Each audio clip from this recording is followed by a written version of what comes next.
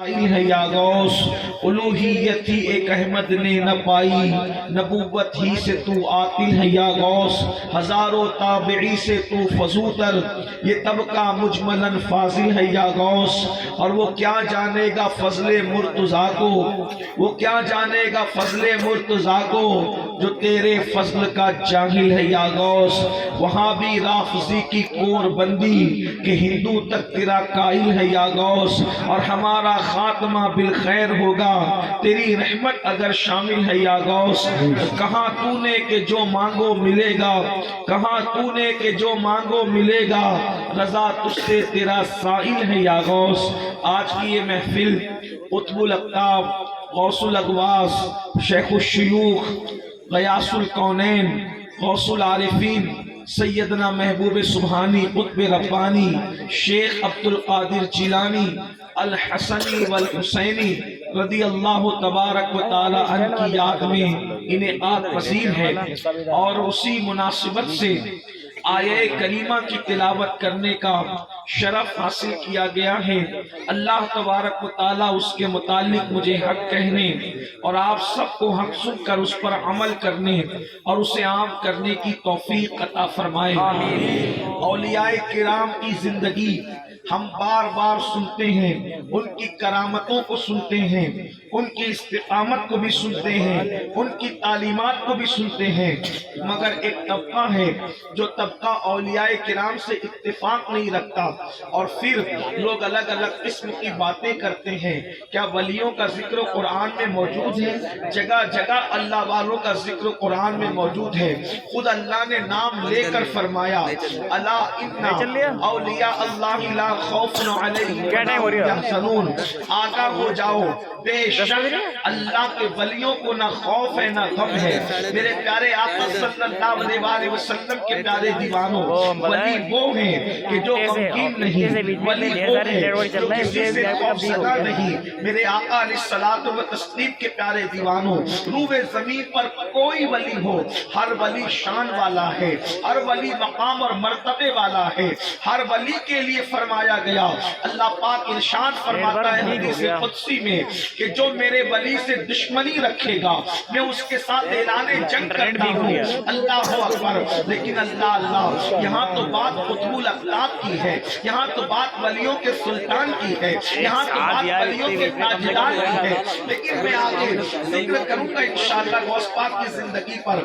ایک چیز پہلے آپ کی خدمت میں رکھنا چاہتا ہوں، ولی ہوتا کون ہے؟ دیکھیے ایک بات آپ سے کہیں گے، اللہ اکبر، جب کوئی بندہ کسی کامیاب انسان کی زندگی کو سنتا ہے تو وہ سوچتا ہے کہ میں بھی ویسا ہی بنوں جیسے یہ کامیاب انسان ہے۔ مثال کے طور پر اگر کسی کو کرکٹ میں دلچسپی ہے تو وہ جو کامیاب ہے کرکٹر وہ اس کی زندگی کو فالو کرتا ہے، تبھی وہ کامیاب کرکٹر بن سکتا ہے۔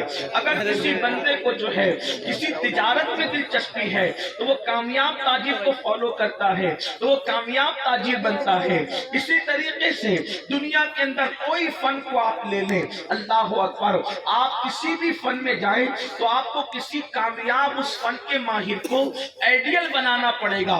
اب آپ دیکھیں، ہم جانا چاہتے ہیں جنت کے اندر، ہر مسلمان جنت میں جانا چاہتا ہے، تو اب اللہ اکبر، اچھا تاجر بننا ہے تو کامیاب تاجر کو فالو کرنا پڑے گا، اچھا کرکٹر بننا ہے کامیاب کرکٹر کو فالو کرنا پڑے گا، اچھا وہ انسان بننا ہے تو اچھے انسانوں کو فالو کرنا پڑے گا، اچھا خطیب بننا ہے تو اچھے خطیب کو فالو کرنا پڑے گا، اچھا ادیب بننا ہے اچھے ادیب کو فالو کرنا پڑے گا، اچھا شاعر بننا ہے اچھے شاعر کو فالو کرنا پڑے گا۔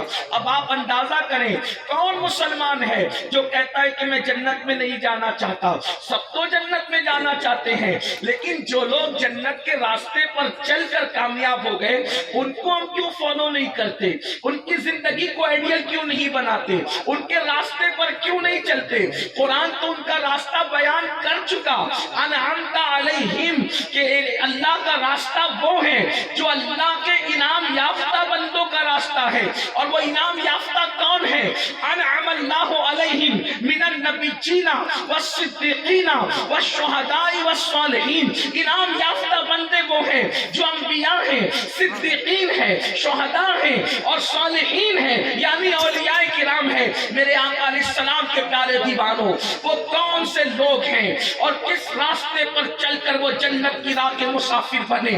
آج دنیا جنہیں جنتی کہتی ہے، آپ مجھے بتائیں غوث پاک کے نام پر اتنے لوگوں کا جمع ہونا اتنی سردی کے اندر، کیا یہ اللہ کا انعام نہیں؟ من جانب اللہ ان کی مقبولیت نہیں؟ آج کون کس کے نام پہ جمع ہوتا ہے؟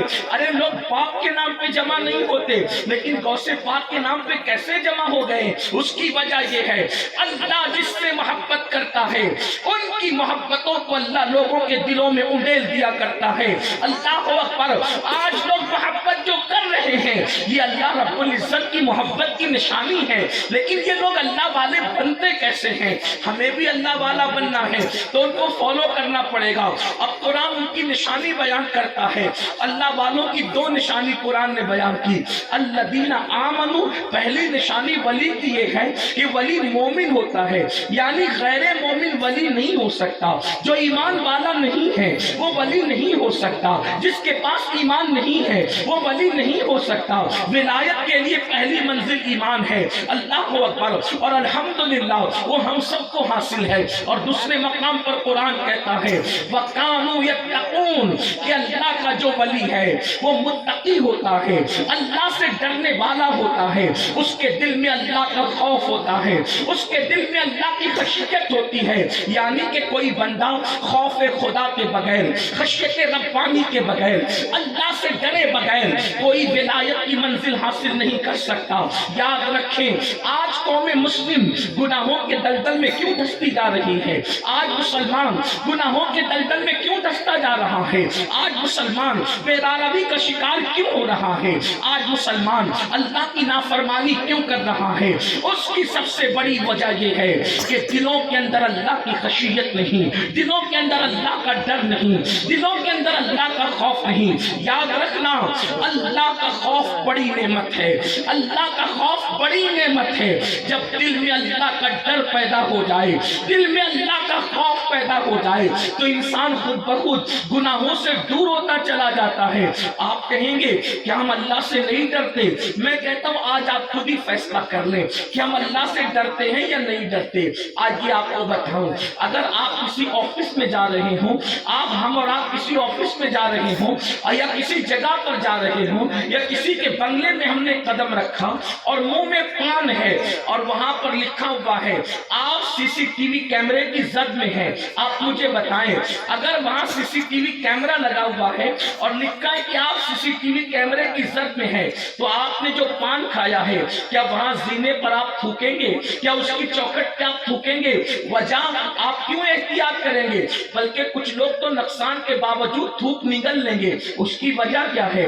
وجہ یہ ہے کہ سی سی ٹی وی کیمرے کی زد میں ہے، یعنی کہ کیمرے کا آپریٹر مجھے دیکھ رہا ہے۔ اللہ اکبر! مسلمانوں مجھے بتاؤ اگر اپنے جیسا انسان دیکھ رہا ہو تو ہم پان بھی نہیں تھوکتے، پان کا تھوک بھی زینے پہ نہیں ڈالتے، اور اللہ ہمیں دیکھ رہا ہے، اللہ دیکھ رہا ہے، اس کے باوجود مسلمان زنا کے اڈے پر اللہ دیکھ رہا ہے، اس کے باوجود مسلمان شراب کے اڈے پر اللہ دیکھ رہا ہے، اس کے باوجود مسلمان کسی عورت پر پاک کی نظر ڈال رہا ہے، اللہ دیکھ رہا ہے، اس کے باوجود مسلمان حرام کھا رہا ہے، اللہ دیکھ رہا ہے، اس کے باوجود مسلمان کانوں میں ایئر فون لگا کر کے گانے سن رہا ہے، اللہ دیکھ رہا ہے، اس کے باوجود مسلمان اللہ اکبر کسی کا قرض لے کر کے ہڑپ کرتا نظر آ رہا ہے، اللہ دیکھ رہا ہے، اس کے باوجود مسلمان اپنی بیوی کو مار رہا ہے، اس پر ظلم کر رہا ہے، اللہ دیکھ رہا ہے،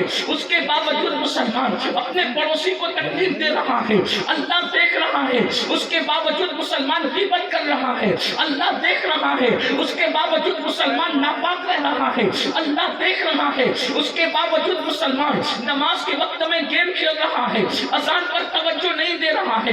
مجھے بتاؤ اپنے جیسا انسان دیکھے تو انسان کھڑے ہو کر کے پانی نہیں پیتا، اپنے جیسا انسان دیکھے اللہ اکبر۔ آپ مجھے بتائیں ولیمے میں لوگ جاتے ہیں تو صاف ستھرے کپڑے پہن کر جاتے کرتے ہیں، توجہ کرنا اللہ سے ڈرتے ہیں یا اللہ کے بندوں سے ڈرتے ہیں؟ مسلمانوں کہیں ہم منافق تو نہیں ہو گئے اندر سے؟ انسان کا خوف تو ہے لیکن رحمان کا خوف نہیں، انسانوں کا خیال تو ہے مگر رحمان کا خیال نہیں۔ ولیمے میں گئے ایسے صاف کپڑے کوئی داغ نہیں چاہیے، شادی میں گئے ایسے صاف کپڑے کوئی داغ نہیں چاہیے۔ مجھے بتاؤ جس پر انسان کی نظر پڑے اس کو اتنا صاف رکھتے ہو اور جس پر رحمان کی نظر ہے اس دل کو گناہوں سے گندا کر دیا، اس دل کو گناہوں کی گندگی سے ناپاک کر دیا۔ پتا ہے یعنی خدا کا خیال نہیں اور خدا کے بندوں کا خیال۔ اب لوگ کہتے ہیں مولانا مسلمان پوری دنیا میں کٹ رہے ہیں، پوری دنیا میں مسلمان مر رہے ہیں، پوری دنیا میں مسلمان ستائے جا رہے ہیں، پوری دنیا میں مسلمان تکلیف پہنچائے جا رہے ہیں۔ میں کہتا ہوں سن لو، جس دن مسلمان ویسا مسلمان بن جائے جیسا مسلمان بنانے کے لیے مصطفیٰ جان رحمت تشریف لائے تھے، کسی کی ماں نے دودھ نہیں پلایا کہ مسلمان کی آنکھوں میں آنکھیں ڈال سکے۔ جب تک مسلمان راتوں کو اللہ کی خوف سے رویا کرتا تھا اس کی آنکھوں میں اتنی چمک تھی کہ کوئی آنکھ نہیں ملا سکتا تھا۔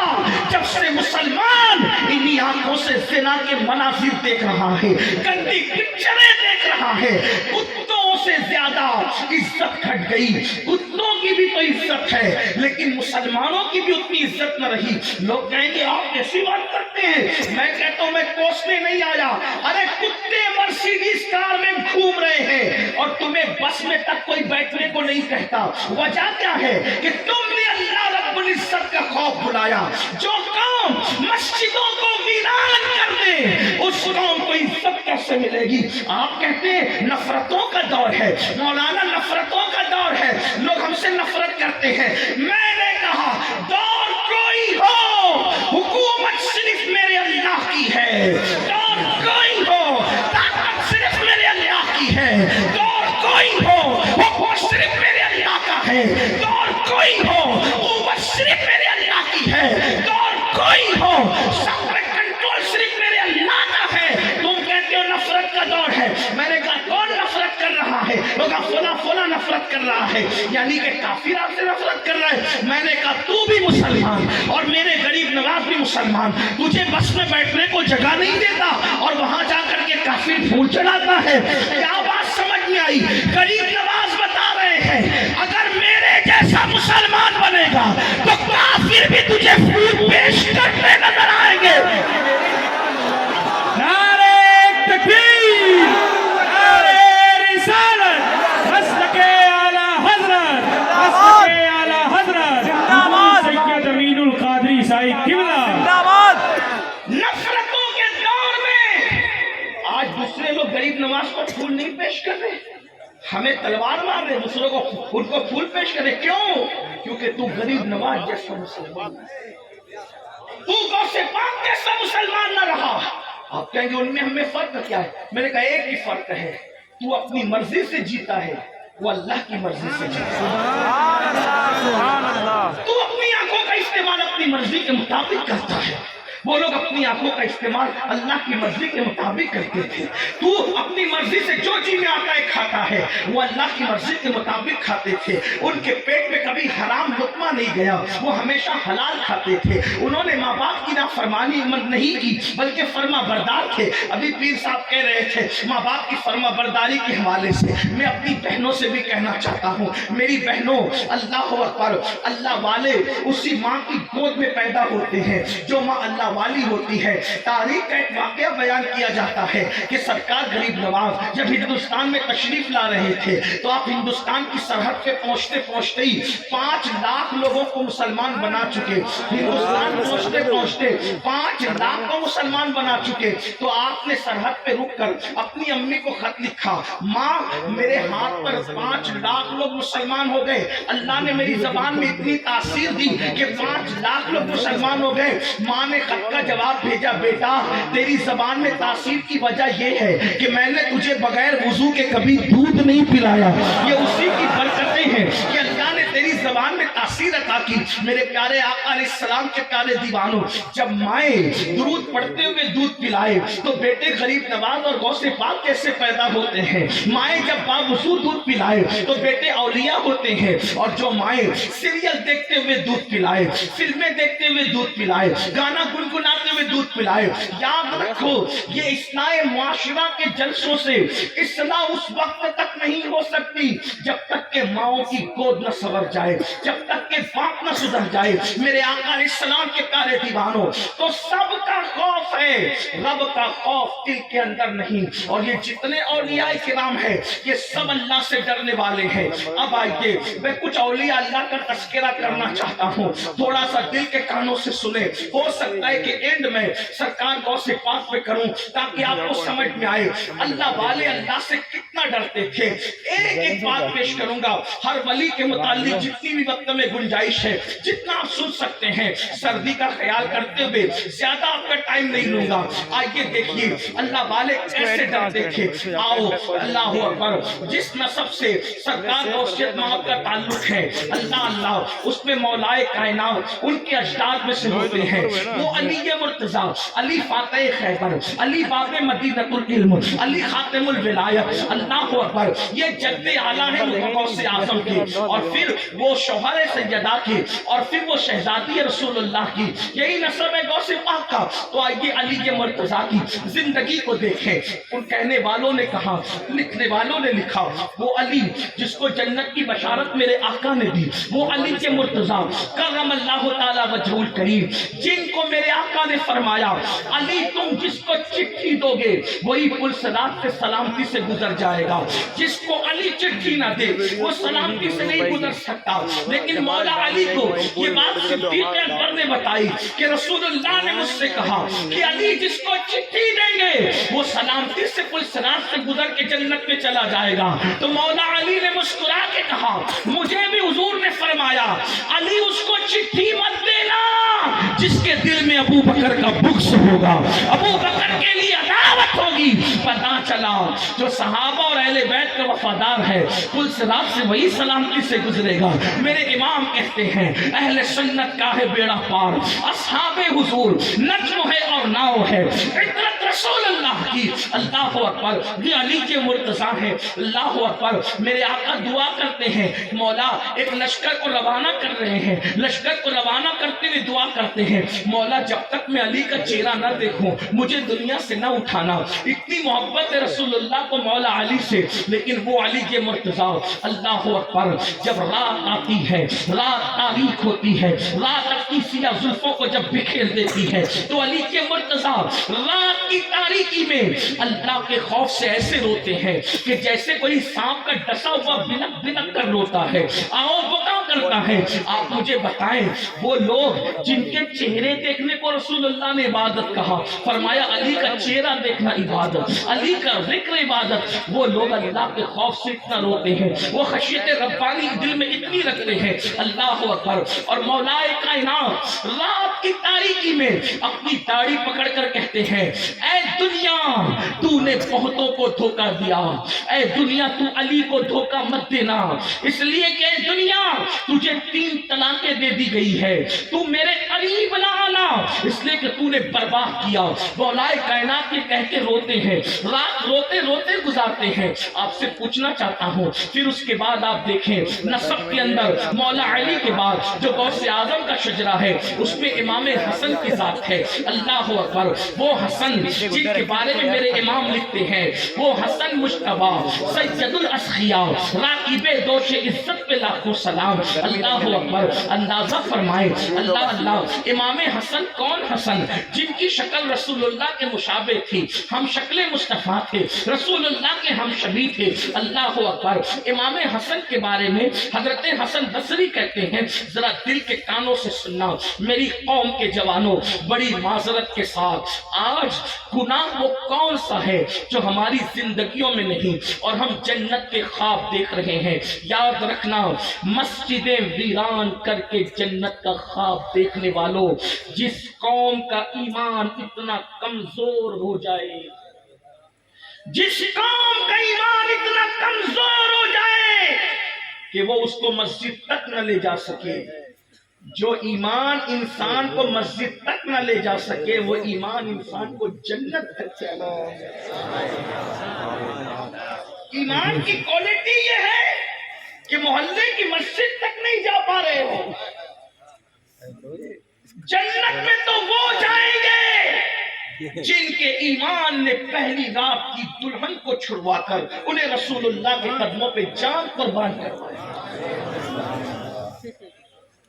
ایمان کی بات کرتے ہیں لوگ. اگر کوئی کہہ دے کہ وہاں 500 روپے تقسیم ہو رہے تو پھر بھیڑ دیکھو. 500 کی تقسیم پہ بھیڑ دیکھو, ریلیف کی تقسیم پہ بھیڑ دیکھو, پانی کی تقسیم پہ بھیڑ دیکھو, اور مسجد میں اللہ کی رحمتیں تقسیم ہو رہی وہاں دیکھو. جو قوم رحمتیں خدا کے لیے نہ آئے, غور کریں آپ.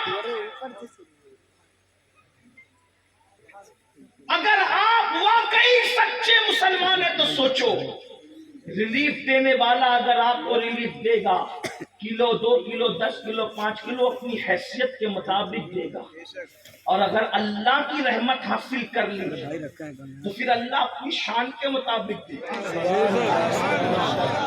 انسان کے پاس مانگنے کے لیے بھیڑ ہے, رحمان کے پاس مانگنے کے لیے خالی خالی. اقبال نے بہت دل پر چوٹ کرتے ہوئے کہا تھا, ہم تو مائل بکرم ہے کوئی سائل ہی نہیں, راہ دکھلائے اسے راہ روے منزل ہی نہیں. خدا کی رحمتوں کی انتہا کیا ہے؟ ارے نادان انسان. ایک بات یاد آئی امام حسن کا تذکرہ کرنے سے. ایک مرتبہ محمود غزنوی شکار کرتے ہوئے آگے نکلے اتنے آگے نکلے کہ ساتھی چھوٹ گئے, تنہا رہ گئے. شام ہوئی, سورج غروب ہونے لگا, سیاہ بادل چھا گئے, گھنگور گھٹائیں چھا گئی اور خوب زور کی بارش ہوئی. تو سامنے ایک جھوپڑی تھی, محمود اجازت لے کے جھوپڑی میں چلے گئے. اکیلے بڑے میاں بوڑھا رہتا تھا. اس نے محمود کو دیکھا, مسافر شکاری سمجھا اور خوب خدمت کی, کھلایا پلایا, اپنا بستر دیا. جب محمود صبح کو سورج نکلا, بارش ختم ہو گئی, تو اس کا یہ انداز اور اخلاق دیکھ کر محمود غزنوی بہت متاثر ہوئے. اپنی انگوٹھی اتار کر دیا, کہا کہ اگر ضرورت پڑے تو یہ انگوٹھی لے کر کے. بادشاہ جو محمود ہے جانتے ہو, کہا نام تو سنا ہے, جنگل میں رہتا ہوں, دیکھا نہیں ہوں. تو کہا بادشاہ کے دربار میں آنا, یہ انگوٹھی لے کر تمہارا ہر مسئلہ حل ہوگا. خدا نہ کرنا بہت دن گزرے, کوئی پرابلم نہیں آیا. ایک دن بڈھا اتنے مسئلے میں پھنس گیا, ضرورت پیش آ گئی, روپیوں کی پیسوں کی ضرورت پیش آئی. تو سوچا وہ اجنبی مسافر نے انگوٹھی دی تھی, انگوٹھی لے کر کے جیسے ہی جب محل پہ پہنچے تو جیسے وہ انگوٹھی بتائی دربانیوں کو, دربان فوراً ہٹ گئے, کہا اندر تشریف لے جائیں. جب اندر گئے تو کیا دیکھا کہ دربان کھڑے ہیں, دربان کو انگوٹھی دکھائی, انہوں نے انگوٹھی دیکھ کر اور آگے کر دیا, اور پھر بادشاہ کے خاص کمرے میں داخل ہو گئے. تو کیا دیکھا کہ وہاں بادشاہ مصلی بچھا کر کسی کے آگے ہاتھ پھیلا کر یہ کہتا ہے, اللہ مجھے یہ دے دے, اللہ مجھے یہ دے دے, اللہ مجھے یہ دے دے. اس بڑے میاں نے اب بادشاہ کو کچھ کہنے کی بجائے واپس پلٹے. بادشاہ اٹھا, اٹھنے کے بعد کا کوئی آیا تھا, کوئی بڑے میں آئے تھے, انگوٹھی دکھا رہے تھے, ہم نے اندر بھیج دیا. کہا پھر, کہا وہ حاجت پوری مانگے بغیر چلے گئے. کہا پکڑو اس کو, بلا کر کے لاؤ. بڑے میاں کو پکڑ کے لائے. کیا بات ہے بابا؟ کہا کہ میرے جھوپڑے میں ایک اجنبی مسافر آیا تھا, یہ انگوٹھی دے گیا تھا کہ جب مشکل وقت آئے تو یہ انگوٹھی بتا کر محل میں آنا. میں محل میں گیا تو کہا کیوں آئے تھے؟ تو کہا بڑے مسائل میں گھرا تھا اس لیے آئے تھے. تو کہا بغیر مانگے کیوں چلے گئے؟ کہا جب میں گیا تو میں نے دیکھا کہ بادشاہ کسی کے دربار میں ہاتھ پھیلا کے بھیک مانگ رہا ہے, تو میں نے سوچا نادان ہوں میں, بادشاہ خود جس سے مانگتا ہے میں بادشاہ سے کیوں مانگوں, پھر میں اس سے کیوں نہ مانگوں جس سے بادشاہ خود بھی مانگتا ہے. بادشاہ دے گا تو اپنی حیثیت کے مطابق دے گا, اور جب بادشاہوں کا بادشاہ دے گا تو وہ دینے والا بنا دے گا. مسلمانوں سوچو, ریلیف مانگنے کے لیے لوگوں کی منتیں کرتے ہو, بھیک اور قرض مانگنے کے لیے لوگوں کی داڑھی کو ہاتھ لگاتے ہو, مگر روزانہ 5 مرتبہ حیا علی الصلاۃ کی صدا مسجدوں سے گونجتی ہے حیا علی الفلاح کی گارنٹی پر، مگر مسجد میں نہیں آتے۔ جب تک مسلمان مسجدوں کے اندر آتے رہے، مسلمان ہاتھ پھیلانے والے نہیں تھے، مسلمان لوگوں کو دینے والے تھے۔ جب سے مسجدوں سے رشتہ ٹوٹ گیا، جب سے اللہ سے رشتہ کمزور ہو گیا، آج در در کے بھکاری بن گئے۔ آؤ اپنے اللہ سے رشتہ مضبوط کریں، آؤ اپنے رب سے رشتہ مضبوط کریں۔ یاد رکھنا، گناہ کرنے میں لذت تو مل سکتی ہے مگر گناہ کرنے میں عزت نہیں مل سکتی، گناہ میں سکون نہیں مل سکتا۔ گناہ انسان کو اللہ سے دور کر دیتے ہیں۔ گناہ کر کے نہ کسی قوم کو ترقی ملی ہے نہ ہمیں ترقی مل سکتی ہے۔ اے میری قوم کے جوانوں، روزی کے لیے پریشان ہو، کاروبار کے لیے پریشان ہو، اولاد کے لیے پریشان ہو، بہنوں کے رشتے کے لیے پریشان ہو، خود کے رشتے کے لیے پریشان ہو، بیٹیوں کے رشتے کے لیے پریشان ہو، وہ کون سا مسئلہ ہے جس کا حل میرے اللہ کی بارگاہ میں نہیں؟ بلکہ ایک بات آپ کو بتاؤں مسلمانوں، ہم نے سب کی قدر کی، وما قدر اللہ حق قدری، ہم نے اپنے اللہ کی قدر نہیں کی۔ سوچو تو صحیح، جو اللہ وحدہ لا شریک ہے اس کی قدر نہیں کی۔ جانتے ہو ہمارا اللہ ہم سے کروڑوں ماؤں سے زیادہ پیار کرتا ہے۔ تلہاری والوں، اگر برا لگے تو معاف کرنا، پیر ہم سے جتنا پیار نہیں کرتا اس سے زیادہ اللہ ہم سے پیار کرتا ہے۔ امی جتنا پیار نہیں کرتی اس سے زیادہ اللہ پیار کرتا ہے۔ دوست جتنے پیار نہیں کرتے اس سے زیادہ اللہ پیار کرتا ہے۔ بیوی بچے جتنا پیار نہیں کرتے اس سے زیادہ اللہ پیار کرتا ہے۔ اور سب کے پیار میں مکاری ہو سکتی ہے، مفاد پرستی ہو سکتی ہے، اس کے پیار میں کوئی مکاری نہیں ہے، کوئی مفاد پرستی نہیں ہے۔ وہ اللہ ہے، وہ وحدہ لا شریک ہے۔ اور آپ جانتے ہیں میرے اور تمہارے نبی نے فرمایا، دل کے کانوں سے سننا، اپنے مسائل کا حل اپنے گھر میں، میرے بھائی اپنے گھر میں، دھرنوں میں نہیں ہے، کسی پارٹی کے ہارنے جیتنے میں نہیں ہے، سیاسی لیڈروں کے دروازوں پہ نہیں ہے۔ اپنے مسئلے کا حل ہمارا مذہب دے چکا۔ آمنہ کے لال نے 1450 سال پہلے ہمارے مسائل کا حل بتا دیا۔ اللہ کے رسول صلی اللہ علیہ وسلم فرماتے جب رات کا آخری حصہ آتا ہے، آخری حصہ، تو اللہ پہلے آسمان پہ تجلی کرتا ہے جیسا کہ اس کی شان ہے۔ دھیان سے سننا، پہلے آسمان پہ نزول اجلال فرماتا ہے جیسا کہ اس کی شان ہے، وہ آنے جانے سے پاک ہے، لیکن وہ تجلی کرتا ہے پہلے آسمان پر اپنی شان کے مطابق اور اپنے بندوں کو آواز لگاتا ہے کوئی میرا بندہ جو مجھ سے مغفرت طلب کرے تاکہ میں اس کے گناہوں کو معاف کر دوں؟ ہے کوئی میرا بندہ جو مجھ سے روزی مانگے تاکہ میں اس کو روزی عطا کروں؟ ہے کوئی میرا بندہ جو مجھ سے اولاد مانگے تاکہ میں اس کو اولاد عطا کروں؟ ہے کوئی میرا بندہ جو میری بارگاہ میں گر گڑائے تاکہ میں اس کے مسائل کو حل کروں؟ جب اللہ خود فرما رہا ہے کہ آؤ مانگ لو، اور ایک دو دن نہیں، صرف شب برات اور شب قدر کا قصہ نہیں ہے، اللہ کے سچے نبی نے فرمایا ہر رات کے آخری حصے میں اللہ کی رحمتیں پکار پکار کر کہتی ہے مانگو کیا مانگتے ہو، لیکن اللہ کی مانگنے والوں کی بھیڑ نظر نہیں آتی۔ یہی سب سے بڑا ہمارا مسئلہ ہے۔ جس دن مسلمان اللہ کی چوکھٹ پہ گر گڑانے لگے اس دن اپنا ہر مسئلہ حل ہوگا۔ اور یاد رکھنا، دکھ مت کرو، غم مت کرو، اللہ محمد الرسول اللہ کا رب ہے۔ سوچو تو صحیح، جب نبی کبھی نہ نہیں کہتے، میرے امام کہتے ہیں واہ کیا جود و کرم ہے شہ بتہاں تیرا، نہیں سنتا ہی نہیں مانگنے والا تیرا۔ جب نبی کسی کو نہ نہیں کہتے تو ان کا بنانے والا خدا ہمیں محروم کیسے فرمائے گا، جبکہ وہ خود کہہ رہے مانگ لو کیا مانگتے ہو۔ لیکن افسوس ہے ہم تو گناہوں میں اتنا ڈوب گئے، بدکاریوں میں اتنا ڈوب گئے، ہم آتے ہی نہیں خدا کی بارگاہ میں، ہم آتے ہی نہیں اس کی چوکھٹ پر، ہم گر گڑانے کے لیے تیار نہیں۔ سب کے پاس گر گڑانا چاہتے ہیں، رب کی بارگاہ میں گر گڑانا نہیں چاہتے۔ آؤ، امام حسن کا ذکر ہو رہا تھا، وہ حسن مجتبیٰ سید الاسقیاء، راکب دوش عزت پہ لاکھوں سلام۔ امام حسن بصری کہتے یہ واقعہ امام حسین سے بھی منسوب ہے اور امام حسن سے بھی بنس. حضرت حسن بصری کہتے ہیں میں حج پہ گیا تو میں نے کیا دیکھا کہ کوئی بندہ زمین پہ سر رکھ کر ایسے چپکا ہوا ہے جیسے گیلا کپڑا زمین پہ رکھو تو وہ چپک جاتا ہے, ایسے کچھ چپکا ہوا ہے اور خوب رو رہا ہے, اللہ کی بارگاہ میں گڑ گڑا رہا ہے, رو رہا ہے, گڑ گڑا رہا ہے, آنکھوں بکا کر رہا ہے. اس کے رونے کو, اس کے خوف خدا کو, اس کی خشیت کو سن کر میں تڑپ گیا. میں نے سوچا حسن بصری شاید کوئی وائز اور مقرر نے اس دیہاتی کو ورغلا دیا اور اتنا مبالغے سے کام لیا وائز نے کہ یہ بندہ اللہ کی رحمت سے ایسا لگتا ہے مایوس ہو گیا ہے. تو میں جب یہ سجدے سے سر اٹھائے گا تو اس کو تسلی دوں گا کہ اللہ کے بندے اللہ سے امید بھی کر, مایوس نہ ہو, ڈر بھی امید بھی کر. ایمان خوف اور امید کے درمیانی کیفیت کا نام ہے.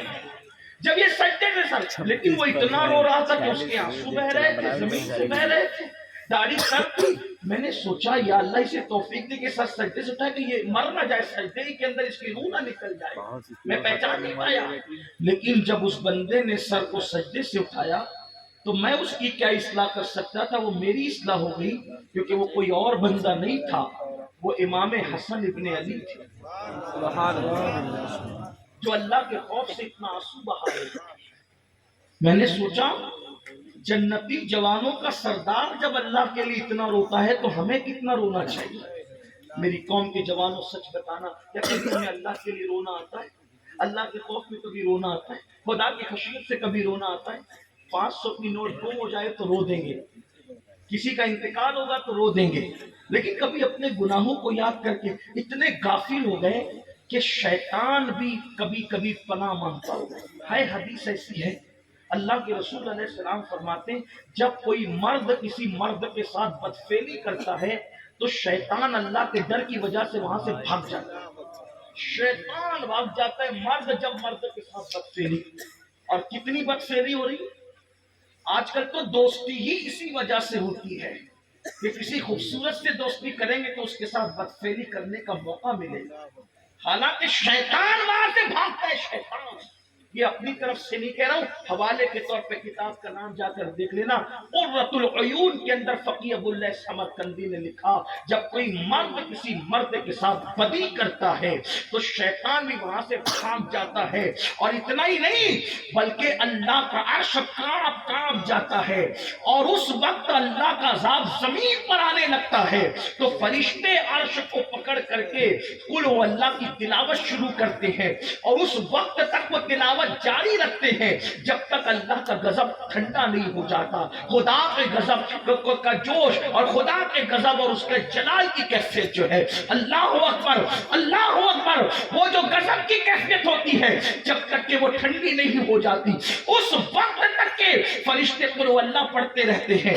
یعنی کہ انسان اتنا گر گیا کہ کہیں شیطان بھی بھاگ رہا ہے. یہ بھی تو روایت ہے جب کوئی فجر چھوڑ دے, پھر کوئی ظہر چھوڑ دے, کوئی عصر چھوڑ دے, مغرب چھوڑ دے, عشاء 5 وقت چھوڑ دے, وہ شیطان اس کے پاس سے بھاگ جاتا ہے اور کہتا ہے کہ میں نے تو ایک سجدہ نہیں کیا, میرا یہ انجام ہوا, تو 5 وقت نہیں کر رہے, تیرا کیا انجام ہوگا. مسلمانوں یہ ہنسنے کی بات نہیں, یعنی شیطان بھی جو ہے کسی مقام پر ہم سے بھاگ رہا ہے. مسلمانوں کیا بن گئے, کیا ہو گئے, اور نام کتنے بڑوں کا لیتے ہیں, غوث پاک کے غلام, غریب نواز کے غلام, مدار پاک کے غلام, مخدوم سنہ کے غلام, شاہ برکت اللہ کے غلام, دعوت الصغرا کے غلام. میں نے کہا پہلے اللہ کے تو بنو پھر سب کے بن جاؤ گے. اللہ کے بندے نہیں بنتے, اللہ کے بندے نہیں بنتے. کہا کہ یہ کیا بات کی آپ نے؟ میں نے کہا بات یہ ہے اگر پیر کوئی تحفہ دے دے, یہ میرا رومال لے جا, کباڑ میں رکھے گا, خوشبو لگائے گا, سر پہ رکھے گا اور بچوں کو وصیت کرے گا مروں تو میرے کفن میں رکھنا. میں نے کہا بہت اچھی بات ہے, میں انکار نہیں کرتا, کوئی میں نے بھی کچھ تبرکات رکھے ہیں اور اسی کو نجات سمجھتے ہیں. لیکن ایک بات کہتا ہوں, ایمان رکھتی اگر پسند آئے تو غور کرنا گھر جا کے. پیر کے دیے ہوئے تحفے کی اتنی قدر کی, لیکن اللہ کے دیے ہوئے تحفے کی کیا قدر کر رہے ہو؟ اللہ کے دیے ہوئے تحفے کی کیا، اللہ نے کیا تحفہ دیا؟ میں نے کہا تحفے کو، اسی تحفے کو نماز کہتے ہیں۔ اللہ نے تحفہ بھیجا کس کے ہاتھ سے؟ اللہ نے اپنا تحفہ ڈائریکٹ نہیں دیا، ذریعہ کس کو بنا؟ محمد الرسول اللہ کے ہاتھوں سے بھیجا۔ سوچو پیر کے تحفے کا اتنا احترام اور اللہ کے دیے ہوئے تحفے کی کیا قدر، نہ ظہر نہ عصر نہ مغرب۔ پھر کہتے ہیں مسلمان ہے، میں کہتا ہوں ایسا مسلمان ہے یہ جو اللہ کے تحفے کی قدر کرنا نہیں جانتا۔ یاد رکھیے سب کے نہیں بن سکو گے جب تک رب کے نہیں بن سکو گے۔ اگر سب کے بننا ہے تو پہلے رب کا بننا پڑے گا، ورنہ کہیں پناہ نہیں ملنے والی۔ جس غوث پاک کا جشن منانے آئے ہو نا، وہ سرکار غوث پاک فرماتے ہیں کہ بے نمازی مرے تو اسے مسلمانوں کے قبرستان میں دفن مت کرنا۔ میں یہاں ڈر کر سوچتا ہوں یا اللہ، جو غوث اعظم بے نمازی کو مسلمانوں کے قبرستان میں گوارا نہیں کرتے، وہ غوث اعظم بے نمازیوں کو اپنے سلسلے میں کیسے پسند کریں گے؟ یاد رکھنا قادریت کا ڈھونگ رچانے والوں، قادریت اپنے باپ کی جائیداد نہیں ہے، قادریت غوث اعظم کی رضا کا نام ہے۔ وہ جسے چاہے اپنا سلسلہ عطا کر دے، اور اس کی نشانی کیا ہے؟ ارے وہ اپنا سلسلہ اگر چور کو دے دیتے ہیں تو چور قطب بن جاتا ہے۔ ہم نے کیسے قادریت لی کہ ہم نمازی بھی نہ بن سکے؟ نعرہ تکبیر، نعرہ رسالت، کہ ہم نمازی بھی نہ بن سکے۔ آپ کہیں گے کہ غوث پاک، میں نے کہا وہاں چوری کرنے کوئی جائے تو وہ بھی قطب، چوری کرنے جائے تو بھی قطب بنتے۔ آئیے میں اپنے تو مرشد کی بات ہی نکالی ہے، ہمارا خاص ہی جدا ہے۔ ولایت کی دنیا میں کوئی مثال نہیں ہے، کوئی مثال نہیں ہے۔ جیسے نبوت کی کائنات میں ہمارے نبی کی کوئی مثال نہیں، ویسے ولایت کی کائنات میں غوث اعظم کی کوئی مثال نہیں۔ ابھی اتنی بڑی بڑی ہستیاں اللہ نے ہمارے درمیان بھیجی، ان کی قدر کرو اور ان کے وفادار بنو۔ زبان سے نہیں، دل ان کے لیے قربان کرو، سچے وفادار بنو، ان کی تعلیمات کو سینے سے لگاؤ۔ ایک چور تھا، شاید سنا ہوگا، چور تھا، چوری کرنے نکلا، رات بھر ادھر ادھر ٹامکٹوئیاں کی، کچھ نظر نہیں آیا، کچھ نہیں ملا، جنگل میں تھک ہار کے بیٹھا۔ حضور غوث پاک جا رہے تھے جنگل سے اکیلے۔ اچھا یہ بھی مرشدوں کی شان ہے، اتنے بڑے بڑے لوگ تھے لیکن اکیلے گھومتے تھے۔ ان کی سادگی کو دیکھو، ان کی عاجزی دیکھو، اکیلے جا رہے۔ اور غوث پاک کا حلیہ دبلے پتلے سے تھے، چوڑا سینہ تھا، گول سا چہرہ تھا، بھویں آپس میں ملی ہوئی تھی، بڑی بڑی آنکھیں تھی، اور آپ کی داڑھی دراز تھی، سینے کو ڈھکتی تھی، باروق استی تھی، آواز بھی بہت بلند تھی۔ نکلے اکیلے، چور نے دیکھا مرشد غوث پاک کو، اور یہ بھی سنے غوث پاک اتنے قیمتی کپڑے پہنتے تھے کہ اتنا قیمتی کپڑا بادشاہ وقت کو بھی میسر نہیں ہوتا، اور ایک بار جو پہنا دوسرے دن کسی غریب کو اتار کر کے پہنا دیا، پھر آپ دوسرا نیا پہنتے تھے۔ اس کا مطلب یہ کہ اچھے کپڑے پہننا منع نہیں ہے، اچھے کپڑے پہنو لیکن اچھے عمل بھی کرو۔ اچھا کھانا منع نہیں، اچھا کھانا کھاؤ، اچھے عمل بھی کرو، بلکہ اس نیت سے اچھا کھاؤ گے نا کہ طاقت آئے گی تو عبادت کروں گا، تو وہ کھانا بھی عبادت ہے۔ ہاں، اور عبادت اگر اچھے کپڑے اس نیت سے پہنے کہ اچھے کپڑے پہن کے اللہ کے دربار میں کھڑے ہو کے عبادت کروں گا، تو پھر وہ لباس پہننا بھی عبادت ہے۔ اسلام رہبانیت کا نام نہیں ہے۔ تو غوث پاک نے قیمتی کپڑا پہنا تھا اور مرشد جا رہے تھے۔ چور نے سوچا مرشد جا رہے اور ہیں دبلے پتلے، یعنی دبلے پتلوں کو تو لوگ کمزور ہی سمجھتے ہیں نا، تو سوچا اکیلے ہیں، جنگل ہے اور جبہ قیمتی ہے، اگر اتار لوں گا چھین لوں گا تو کم سے کم دن بھر کا خرچہ تو اس سے نکلنا ہی بڑا قیمتی ہے۔ پیچھے سے گیا اور جیسے ہی جبہ پکڑا، لیکن وہ غوث پاک تھے۔ ہمارے آقا لوگ جھڑکنے والے نہیں، ہاں ہمارے آقا کی شان ہی میرا ہے۔ نہ محمد الرسول اللہ نے کبھی کسی کو جھڑکا، نہ صدیق اکبر نے، نہ فاروق اعظم نے، نہ عثمان غنی نے، نہ مولا علی نے، نہ امام حسن نے، نہ امام حسین نے، نہ غوث اعظم نے، نہ غریب نواز نے۔ وہ تو غیروں کو بھی اپنا بنا، وہ غیروں کو بھی اپنا۔ پیچھے سے جبہ چھیننے کے لیے چور نے جیسے جبہ پکڑا، غوث پاک نے ہاتھ اٹھا کے کہا مولا عبد القادر کا دامن تھام لیا ہے، لاج تیرے ہاتھ ہے۔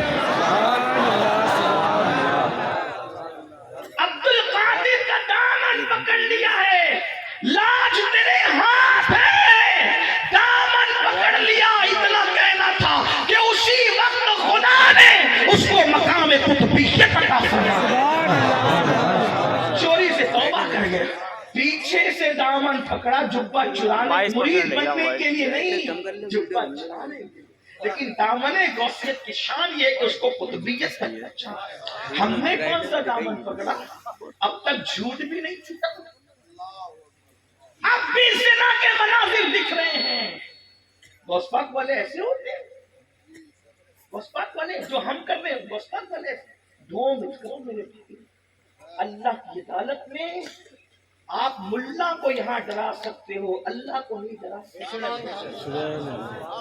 اپنی مرضی سے جو چاہو کر رہے ہو، ایک دن اللہ کی عدالت اللہ کی عدالت میں کھڑے ہونا ہے۔ قرآن کہتا ہے فَمَن يَعْمَلْ مِثْقَالَ ذَرَّةٍ خَيْرًا يَرَهُ وَمَن يَعْمَلْ مِثْقَالَ ذَرَّةٍ شَرًّا يَرَهُ۔ ایک ذرہ برابر نیکی کرو گے اللہ وہ بھی دکھائے گا، ذرہ برابر گناہ کرو گے اللہ وہ بھی دکھائے گا۔ تو غوث پاک کا سلسلہ، اور غوث پاک تو غوث پاک ہم لوگ اصل میں مسئلہ یہ ہے میرے بھائی کہ ہم لوگوں کی زبان سے بھی تاثیر اس لیے گئی ہے کہ ہم لوگ بھی ایسے ہی جیسے آپ ہیں ویسے ہم، بلکہ آپ سے بھی برے ہم لوگ، اس لیے ہماری زبانوں میں۔ ورنہ غوث پاک کے یہاں جو آ جاتا تھا بیان سننے، وہ سدھر کے جاتا تھا۔ آج جلسے خوب ہو رہے ہیں، سدھرنے کا لوگ نام ہی نہیں۔ کیوں؟ اس لیے کہ جیسے آپ ویسے ہم، بلکہ ہم تو، اور میں اپنی بات کروں، یہ تو اللہ والے لوگ ہیں، ان کی نہیں کرتا، ہم تو آپ سے بھی کہہ رہے ہیں۔ غوث پاک کے یہاں تو جو بیان کرتے تھے غوث پاک، اللہ اکبر، اس بیان کا تو حال ہی جدا تھا، حالات ہی الگ تھے۔ اور وہاں تو بیان کی جو کیفیت ہوتی تھی، 500 لوگ مسلمان، ایک ایک محفل میں 500 عیسائی مسلمان ہو رہے، بے نمازی توبہ کریں۔ انقلاب آیا آپ کے خطاب سے۔ آئیے ایک بات آپ کو بتاؤں، بہت تاثیر تھی، اور تاثیر کی وجہ اللہ کرے وہ تاثیر کی خیرات خدا ہمیں اور آپ کو بھی عطا کرے۔ آمین اللہم۔ غوث پاک نے بیان نہیں کیا، تقریباً 35 سال سے بھی اوپر کی عمر ہو گئی، لیکن بیان کبھی نہیں کیا۔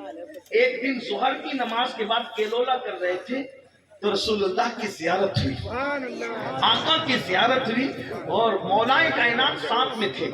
تو مولا مشکل کشا اور سیدنا مصطفیٰ جان رحمت نے فرمایا شہزادے عبد القادر تم بیان کیوں نہیں کرتے، تم واز کیوں نہیں کرتے، خطاب کیوں نہیں کرتے؟